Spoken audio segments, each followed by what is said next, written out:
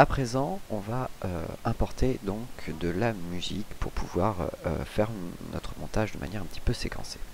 Donc pour ça, très simple, je vais aller tout simplement dans mon répertoire de musique. Alors j'ai téléchargé au préalable de la musique en Creative Commons, c'est-à-dire une musique que je peux réutiliser et publier sans aucun problème. Alors la musique, vous l'entendrez pas puisque moi je vais la voir uniquement dans le casque, vous l'entendrez pas dans le micro, mais je vais vous expliquer un petit peu comment tout ça fonctionne. Donc là ici je vais prendre cette musique, je vais l'importer dans mon chutier, donc tout simplement par cliquer glisser, exactement comme pour les vidéos. Donc ici je vais avoir ma musique que je vais sélectionner et je vais la porter sur une piste audio. Je vais la porter ici sur une piste audio, mais pas n'importe laquelle, je ne vais pas la porter sur la 1 ou la 2, je vais les laisser libres. Pourquoi? Tout simplement parce que la 1 et la 2, c'est là où je vais apporter mes différentes séquences vidéo. Je vais apporter directement sur la 3, histoire de ne pas avoir à des moments des superpositions qui couperait ma musique en deux. Je vais vous montrer tout de suite. Si par exemple, là je prends ce rush et que je la porte sur la vidéo 1, vous voyez, la vidéo 1 va couper ici ma musique, ce qui n'est pas du tout l'intérêt ici.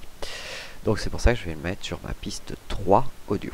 Les pistes vidéo comme audio, vous pouvez en rajouter sans aucun problème en faisant un clic droit, ajouter des pistes, et vous choisissez le nombre de pistes que vous souhaitez ajouter en vidéo ou en audio. Pour supprimer des pistes, c'est très simple, il vous suffit de faire un clic droit, supprimer des pistes, et vous sélectionnez les pistes que vous souhaitez supprimer. Hop, donc supprimer des pistes audio, audio 6, voilà. C'est comme ça donc que vous allez pouvoir organiser un petit peu vos différents éléments.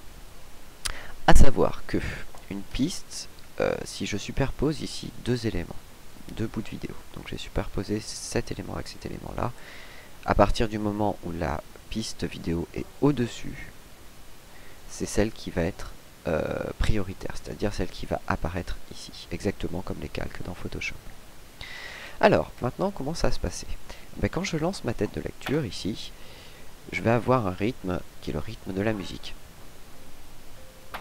Et ce que je vais faire, c'est que je vais m'arrêter pile poil, je vais laisser écouler, taper le tempo avec ma main.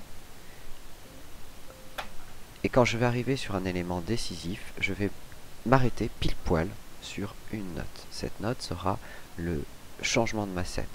C'est grâce à ça que je vais être synchronisé, mes images vont être synchronisées finalement